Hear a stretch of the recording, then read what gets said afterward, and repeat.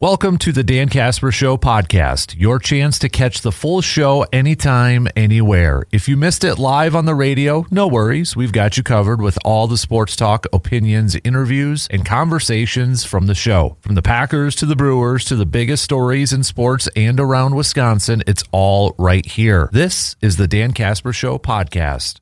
Second hour, kick it off right now on this Tuesday morning of April 28th. Thanks for hanging out with me this morning. Hopefully we can continue to hang out for the next 3 hours here. So hit me up with some more thoughts on that Shoe Doctors bullpen line, 715-830-1912, or join in on the Section 105 chats. Before the top of the hour, I threw out the question because I was, again, watching the Hogan documentary on Netflix with it rain out yesterday. And I'm almost done. I got like half of the final episode left to go here. But very good. And I just kind of threw out the question, you know, besides a football player, besides basketball, like NBA, NHL, and Major League Baseball, who's been another sports figure that has had such a huge impact in sports culture where maybe you're not even a fan of the sport, but you were kind of maybe affected by it? Like, I would never consider myself a diehard wrestling fan or watched it as a kid, but I had the toys, I had the video games, and I played. So Hulk Hogan to me was one of those. Mike Tyson, a couple of you, Hetch also texted in Tyson, and Sam texted in Tyson and such. And that's a good one, too, because, one, I've always said I wish I was a bigger boxing fan. Like, if boxing was what it used to be back in the day from all the older stuff that I watched and that, man, I think I would be a bigger boxing fan or a huge boxing fan.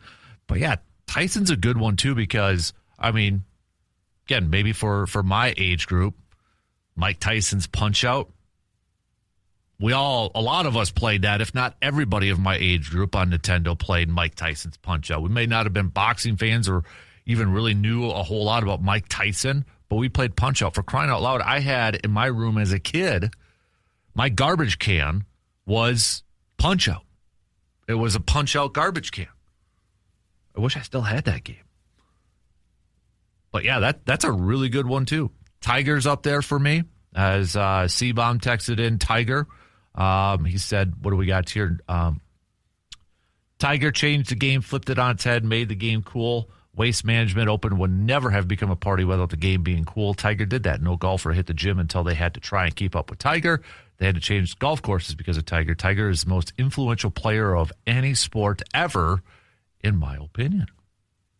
Andre Agassi, this comes from Brad from Bloomer. You know, I remember, too, in my younger years, I attempted to be a little bit more of a tennis fan because of Pete Sampras and Andre Agassi and watching some of those matches. But I knew who they were. We have Smuck says, here's one that was popular as a young kid in the 70s, Evel Knievel. We've got C-Bomb also says, fun fact, the Hulkster was my hero as a child into my early teens. When I was 12 or 13 and first started to get hair under my arms, I would pluck them out because I wanted to be like Hulk Hogan and have no armpit hair. Oh, my God. Yes, I was an idiot. Not much has changed, he said. Okay, would that be, C-Bomb, as your sports confession for today, since it's a sports confession day? Can we say that's your confession? I think that's a good one. That's a good one. So, oh, man, that's awesome. Thanks for sharing that, C-Bomb. So who else are we missing, or who else would you kind of put your vote to? There's got to be more. I like the Tony Hawk pick that somebody had on my Facebook page. I think that's a really good one, too.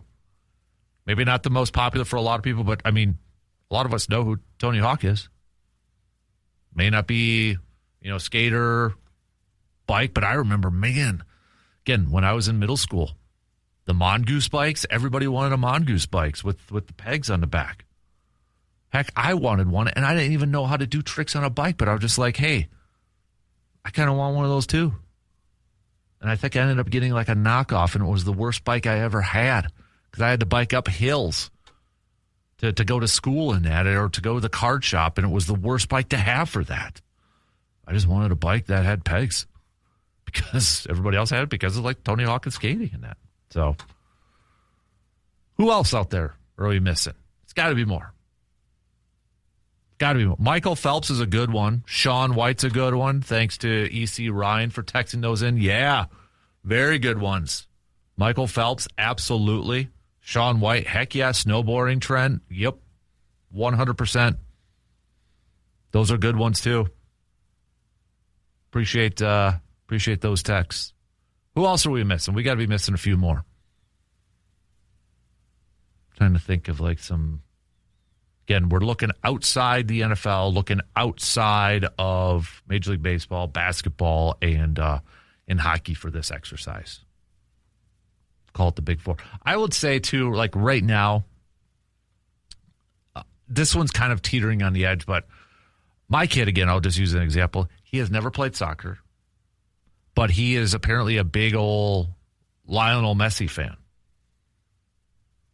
Like, he's got a poster of Lionel Messi. He's got a shirt of Lionel Messi. He's probably never watched him play at all, but he knows who he is from the stuff that he follows on sports and all this other, toy stuff. Now he has thought about, an interest of trying soccer and playing soccer because of all that. But he knows those guys. And, he has a soccer ball of... which one is it? Is it Brazil? I think he has. I'm not sure. But with the World Cup coming up here too, I'm curious to see if he's going to be into that. But yeah, he's got a Lionel Messi, shirt and poster hanging up in his room. So I know soccer's kind of on the edge here in that. So, but all right, keep those coming. That's a good conversation. I like this. All right, hit me up. Even if you if you don't have a new one, but you want to kind of put your vote to somebody, who was maybe that for you?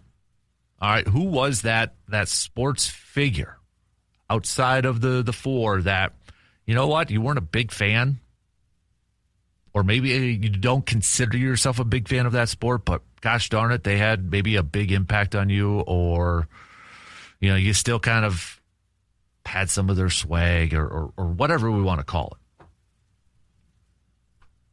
I want to get back to some more football talk coming up here in just a little bit. If you're just joining in, threw a few questions out to you related to the Packers. But, hey, if you're not a Packers fan but you want to chime in with your favorite team, let's do it, okay? I call this the next wave of free agency, the veteran free agency. There's still some veterans out there that are probably going to be one-year deals. For your favorite team, if it's the Packers or maybe somebody else, who is somebody out there that you would like to see your team maybe bring in for a one-year deal? I'll just give you some names that are still available out there. You got a Juwan Jennings as a wide receiver, Taylor Decker as a left tackle, Bobby Wagner, Joey Bosa, Stephon Diggs, Deebo Samuel, Jadeveon Clowney, Rasul Douglas, David Njoku, Keenan Allen, Will Hernandez, Calais Campbell, Mike Hilton, DJ Reader, Von Miller, Tyreek Hill, Cam Robinson, Cam Jordan, Trayvon Diggs. Any of those names, be like, oh, man, I hope my team brings me in on 1 year. Now, this is for the Packers. Do you pick up the fifth-year option on Lucas Van Ness, or do you let him play out his final year? That option, or that fifth-year option deadline is coming up on Friday. We've seen some teams already picking it up. And then put yourself in the shoes or the cleats of Christian Watson. Try to come at it from his side and not as a fan. What would you do if the Packers approached you with a contract extension? Do you bet on yourself and say, I'm going to stay healthy this year, I'm going to put up some numbers, and I'm going to get top 10 wide receiver money in free agency next year? Or do you take the security now? Try your best to put yourself in his shoes, because I think it's a decision he's going to have to make.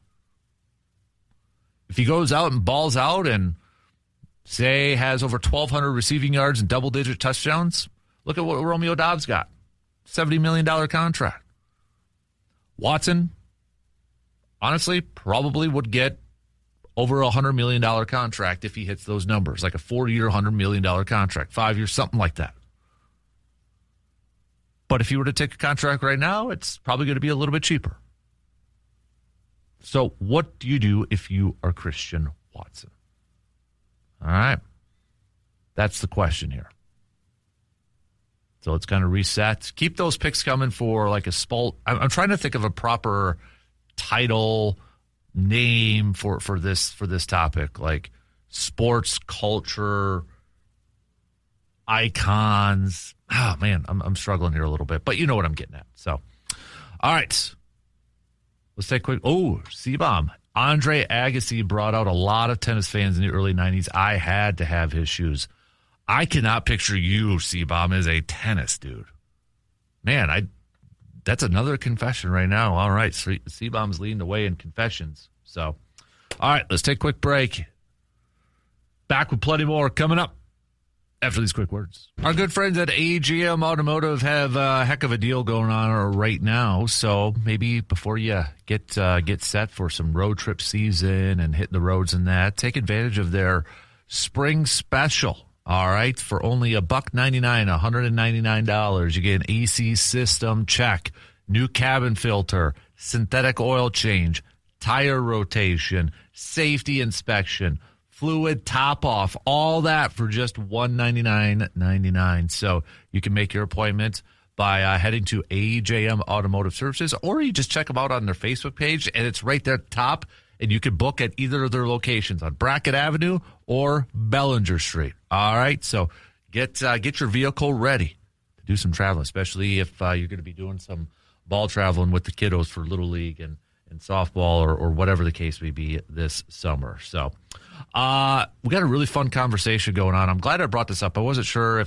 if anybody would kind of chime in that, but I like to mix it up here a little bit with this. So if you're just joining in, kind of threw in because I've been watching the Hogan documentary, and it got me thinking, you know, outside of an NFL player, a football player, basketball player, hockey or baseball, who is also maybe like this big figure in sports, like this iconic figure that maybe you weren't a fan of that particular sport. You wouldn't consider yourself a diehard fan, but man, maybe you like for my example, I had the Hogan toys, I had the video games, but I wouldn't consider myself a wrestling fan. And honestly, I don't remember watching him wrestle live, like on TV. But I had stuff because I knew who he was. Who were some of those others like that? We have more Michael Phelps picks coming through. C-Bomb on the Section 105 chat. Well, that was the Michael Phelps pick was from Brandon on the Section 105 chat. C-Bomb says, I wasn't really a tennis fan, but Andre Agassi was cool. It was the Bo Nose era, and Agassi was the rebel tennis guy with long hair, breaking the tennis mold the way Tiger broke golf. Those that missed out on the 90s really missed out on life. Dude, 90s, I miss it.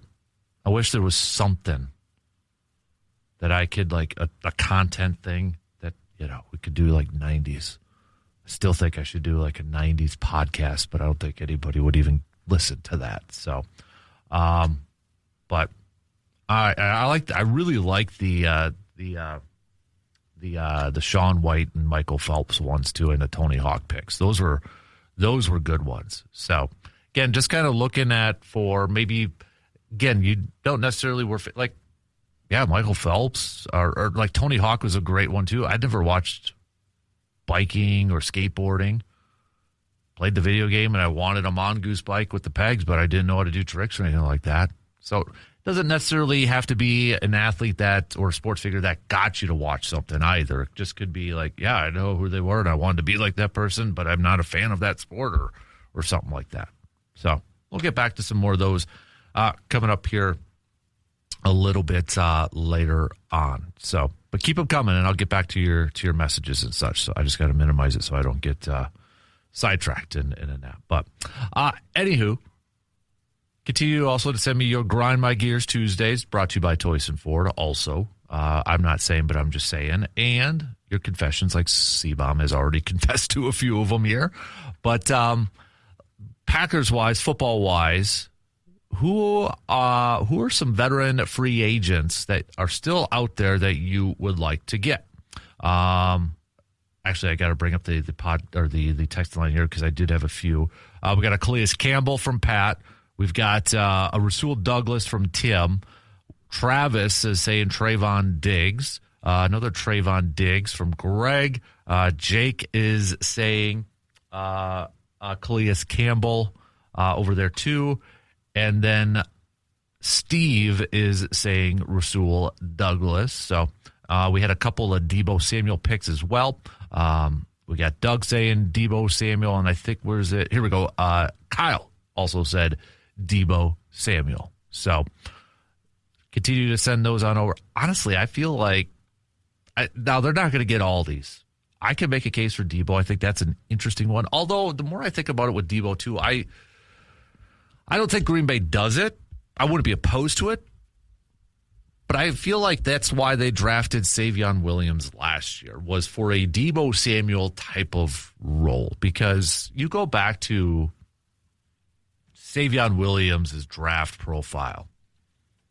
Let me bring it up here. Because his player comp was Cordell Patterson, which is similar to a Deebo Samuel. And the overview of him was developmental wideout who offers an alluring blend of physical gifts and untapped potential. Williams is big, strong, and fast, but very raw as a route runner and is unreliable with his hands. His production is uneven as a traditional wideout, but he adds a dynamic kick to the offense as a gadget runner and as a catch-and-run option underneath. He excels on power sweeps and is willful enough for consideration on short yardage and goal line carries on direct snaps. The ball skills can be hit or miss, but there are flashes to work with on tape. The difference between a siren song or a pot of gold could rest in Williams' technical development and creativity of his play caller. One scout has said it's so hard not to fall in love with all of his traits. Worst case scenario, you let him return kicks and find a way to get the ball in his hands 5 or 6 times per game on offense. And I think that's what Green Bay tried to do last year, and it didn't really work out to a sense. But I feel like that's Savion Williams. They drafted him for a Deebo Samuel type of role. So while, again, I wouldn't be opposed to it, I'd be intrigued with it. I think Green Bay, the more I thought about it, I think that's why they drafted Savion for that role. I wouldn't be opposed to a DJ Reader. I know they drafted a defense tackle, but having another guy that is on your line as an option to, his role is just straight up, I'm there to play the run downs, the early downs, and to stop the run. That's what I'm here for. That's what I'm getting paid to do. I wouldn't mind having that guy on the roster. Calais Campbell, a veteran, familiar with Jonathan Gannon's system. I know he's 40, but guy still plays at a high level. I mean, you're talking about a big defensive lineman. What a great mentor for the new rookie to have a Calais Campbell type. I mean, you kind of in that mold, body-wise, too. So I wouldn't be opposed to that. I wouldn't be opposed to Trayvon Diggs or Rasul Douglas coming in. Add a little bit more veteran group to that defensive back group.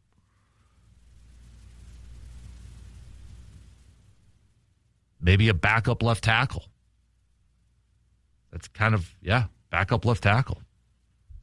Because I think Kennard is, he could probably get over there too, but he's more suited for the right side. Because I think Taylor Decker and Cam Robinson are going to be looking for starting opportunities somewhere. But hey, if they're willing to take a backup role somewhere, why not? That's kind of where I'm at, and I don't think they'll get all of those guys. Those would be the names that I'd probably kind of lean towards a little bit. The Lucas Van Ness one to me is interesting because, I mean, let's take a look at the Packers depth chart, and if you're just joining in, we're talking about should you pick up the 5th-year option for Lucas Van Ness because it's going to be a guaranteed, let's say about $14 million cap hit for next year. Okay. That's what's at stake here. And looking at this Packers depth chart now, after the draft and that, you look at the edge rushers or weak side linebackers, strong side linebacker, however you want to phrase it, okay? Micah Parsons. Right now it's Brenton Cox Jr., Barron Sorrell, Colin Oliver, Lucas Van Ness, Danny Dennis Sutton, Aaron Mosby. There's 7, right? Is that 7? 1, 2, 3, 4, 5, 6. Yeah, 7. I wonder if that pick of Danny Dennis Sutton maybe it tells Green Bay or maybe tells us they don't pick up the 5th-year option for Lucas Van Ness, but that doesn't necessarily mean he would be gone after this year. Just because I think, you look at that, and I know it's asking a lot to say, hey, Brenton Cox Jr. is going to be a guy, or Barron Sorrell is going to be a guy, Colin Oliver, Danny Dennis Sutton. We don't know, right? We don't know any of this stuff. Now, Mike is a big fan of Lucas Van Ness. We heard that last year. And it makes the decision a little bit more difficult because of Lucas Van Ness getting hurt last year and missing quite a bit of time. It makes that a little bit more of a difficult decision. Now, if, let's say, Lucas Van Ness, let's say the Packers decline his 5th-year option, and they go out there, or he goes out there and he balls out. He just goes out there and balls out. They could do the tag to protect themselves. It would be, maybe a very familiar of a Nick Perry situation where he balled out in that contract year. They locked him up, and then, you can see that case and what happened and such. It's a tough decision. I can see either side of this thing. Now, if it comes at the expense of trying to lock up somebody, like a Christian Watson, which I don't think it would, or a Tucker Kraft, which I don't think it would.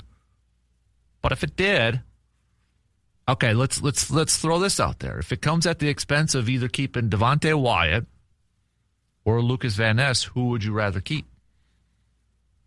Because Devontae Wyatt's playing on the 5th-year option right now. I'm sure they would like to extend him and have him sign a contract extension. But if it comes, maybe they've got Tucker Kraft, all right, locked up. Christian Watson, locked up. They already did Jaden Reed. And now they got to decide between a Lucas Van Ness and a Devontae Wyatt. Which one would you rather have? Which one would they rather have? I'm probably leaning towards a little bit more Devontae Wyatt. That's just kind of where I'm at. So, what say the rest of you? Let me know. That is a good pick, Brad. Said Happy Gilmore made golf cool as well. You can't tell me you haven't tried his swing. I think anybody who has golfed has at least tried the Happy Gilmore swing. No question about it. So, all right. We got to take a quick break. Back with plenty more, though, coming up after these quick words. With spring here in the Chippewa Valley in the state of Wisconsin, it is time to get back outside and enjoy the season if it's not raining, that is. And whether you're heading to the range or maybe getting ready for some hunting season or just gearing up for some time in the outdoors, Tilden Gun is your local stop for selection, service, and expertise. They offer a wide range of firearms and accessories along with a knowledgeable staff who can help you find exactly what fits your needs. No pressure, just straight answers and real guidance. It's about making sure that you're comfortable, that you're confident, and you're ready for the next outing. Spring is the season to get prepared, to get organized, and to get outside. And Tilden Gun is here to help you do just that. So stop on in and see what they've got in stock and why so many in the Chippewa Valley trust them year after year. So I've been asking you to put yourself into the shoes of one Christian Watson. What would you do if the Packers approached you with a contract extension? Do you bet on yourself for this year to maybe put up some big numbers and you get a bigger contract next year? Or do you take the security? Now, I know it's hard. Okay, I'm trying to put myself in the shoes of that. It's hard. As a fan, it's like, oh, take the security because it's going to be cheaper. That's the big thing. And I'm sure some fans will be like, no, don't sign him because he gets hurt all the time. Well, Green Bay wants to sign him. Okay, that's going to be the case.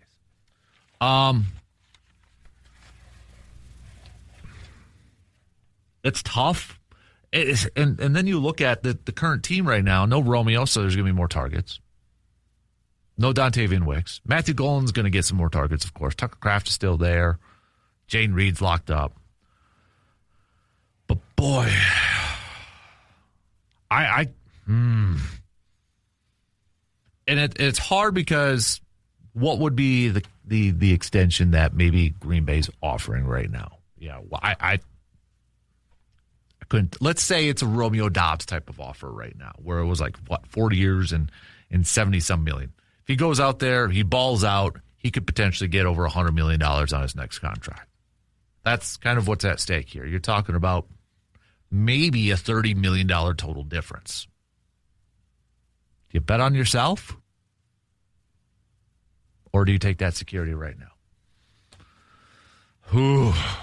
I don't know, man. I thought I was going to have an answer, but the more I think about it, it's hard because I think you'd want that money right now, right? You want that security. You want to be able to have that in your bank account, and then, you don't have to worry about, what, pressing or anything like that. But then at the same time, to maybe potentially miss out on $30 million. I'm just throwing that number out there for argument's sake here. Whew. That's a big chunk of change. That is a big chunk of change.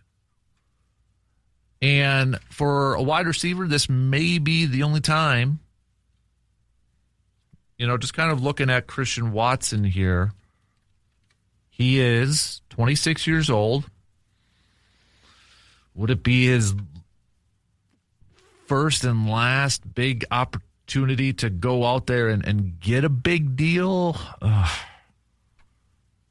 Or would he be willing to take like a 3-year deal, kind of like Jaden Reed, and then re-hit the market again? Man, this is a tough one. It's a tough one. I want Christian Watson on the team because right now, I know there's some fans that don't want Christian Watson or don't think that he's, a number one or you shouldn't sign him up or whatever the case may be. But to me, if we have a number one wide receiver, it is Christian Watson right now. From a talent perspective, what he brings to the table, he is the number one receiver if we had to label one of these guys. What he brings to the table, the skill set, he is the one. And I'm sure, like any good agent, any good representative that he may have, that's where it's going to start with negotiations with Green Bay, right? He's a number one receiver. That, whether you agree with it or not, that's the approach his representatives, that's the approach his agents are going to have with this thing. So,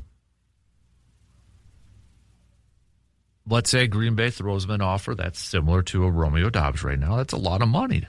Do you take that for the security, or do you try to bet on yourself? Knowing that, hey, there's 2 fewer receivers now in the depth chart. I'm going to be coming in healthy. I've got the rapport with my quarterback. I have a really good chance at putting up some good numbers. Honestly, I think if I'm Watson, I might try to bet on myself a little bit. That's kind of where I'm at. If I'm Watson, if I'm putting myself in his cleats, his spikes, his shoes, I might be saying I'm going to bet on myself this year. But if Green Bay is going to throw out a contract offer that's already maybe close to that value, then yeah, sure. Now, Green Bay has historically, you look at Jane Reed's contract. That is like Randall Cobb's contract, his first contract outside his rookie year. I remember Jordy Nelson signing his first contract after his rookie year. Same with Devontae. You look at Devontae. He signed that. It was Ted Thompson's final move as general manager. He signed Devontae to an extension And then it was like if Davante would have hit the free agent market, he would have like made a boatload of cash after that. So maybe we're going to see a similar thing here with Christian Watson. But, man, I want to see Watson back. I want to see him locked up. I want to see Tucker Kraft locked up. And I want to see Devontae Wyatt.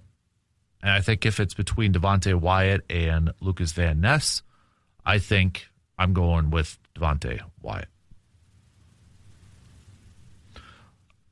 Brandon's mom says, Tiger for me made me watch him play golf. Chuck Liddell got me watching MMA, says Mike. Surveyor says, if we're going just people, it's Rulon Gardner. I wrestled but never watched it. But seeing him, this barrel-chested man that looks like Farmer John from the road, beat arguably the greatest Greco-Roman wrestler in history, and a Russian nonetheless, sparked an interest that still lives in me. By the way, the Russian was undefeated going on 13 years before he wrestled the Rulon and hadn't given up a point in 6 years. This wasn't just an upset. It was an all-time upset. So,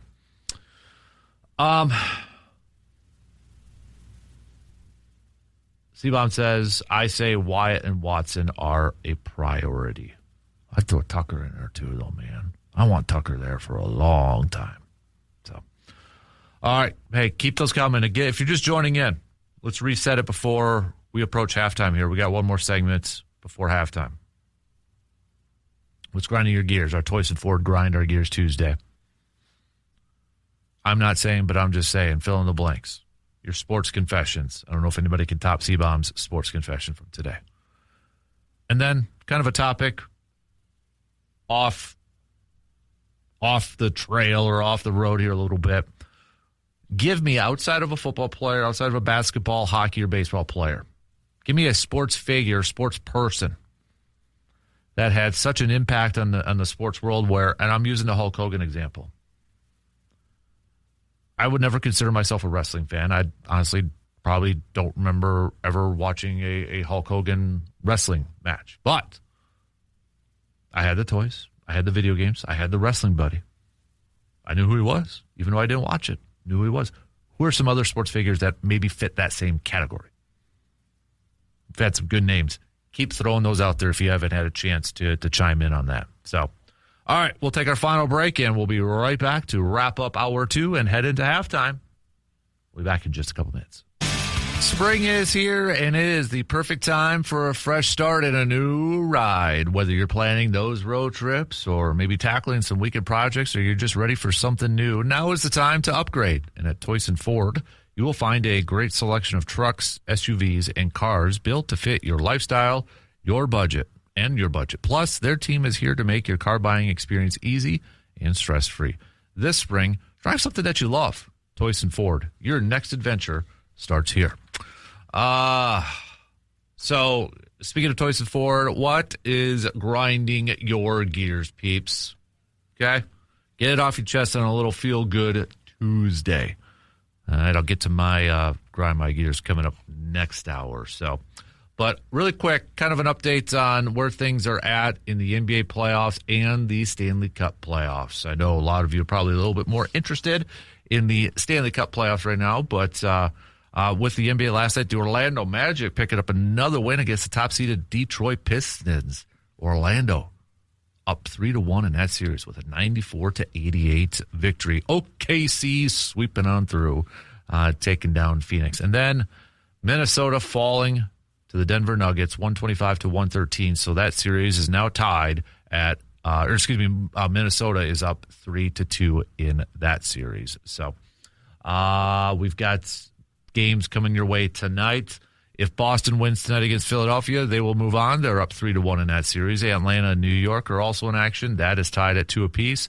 And San Antonio, if they win tonight, they will move on against Portland. They are up 3-1 in that series as well. Stanley Cup playoffs, and I know a lot of people are going to be watching tonight's game. We've got Minnesota taking on Dallas. Series is tied, series is tied at 2 apiece. So that game going to be at 7 p.m. when the puck drops. Other games tonight, we've got Boston and Buffalo. Buffalo leads that series 3-1, so if they take the W, they will move on. Anaheim and Edmonton is also in action. Anaheim's going to be taking on Anaheim is up over Edmonton 3-1. Games from last night, we had Pittsburgh defeating Philadelphia, so Philadelphia still leads that series 3-2, and then Vegas avoiding a 3-1 deficit. They get the win in overtime to even up that series at 2 wins apiece. So it's kind of where we're at right now in the NBA playoffs and NHL or a Stanley Cup playoffs. So, but we got, C-Bomb, I'm curious, did you watch the documentary on Hogan? Because C-Bomb says my wrestling fandom fell off the map after WrestleMania 6 when the Ultimate Warrior beat the Hulkster. I was so depressed, I said I'd never watch it again. They talk about that one in the documentary, so that's where I'm kind of curious, C-Bomb, if you've seen it. So, but we got more picks, a couple more Michael Phelps picks. Tyson is probably the second most popular one so far. A few of you have chimed in with Tyson as well. So Andre Agassi has been mentioned a couple times here. Tony Hawk has been mentioned a couple times too. So try to think about some other ones out there. Who would also be out there? I'm trying to think of more off the top of my head. Outside of football, outside of basketball, baseball, and hockey. I mentioned soccer already. That's kind of a fringe one. I would almost put them in there, but I keep going back to my own kid as the example there. He doesn't play soccer. He has not watched soccer, but he's a Lionel Messi fan. So he's got posters and shirts of him. So I'd kind of keeping that one a little bit on the fringe to that. But Tiger's been a very popular one too. I'd probably say Tiger and Tyson is probably the two most popular ones that have been mentioned outside of Hulk Hogan. But keep those guys if you want to chime in and add on to those votes, or you got another name that you'd throw out there, send it on over, okay? Coming up next hour, we're going to switch gears and chat some Badgers in about 25 minutes or so with RJ Cardinal. So we've got lots to catch up on in spring football, but also basketball, both men's and women's teams with the transfer portal and such. So we'll hit that up with RJ.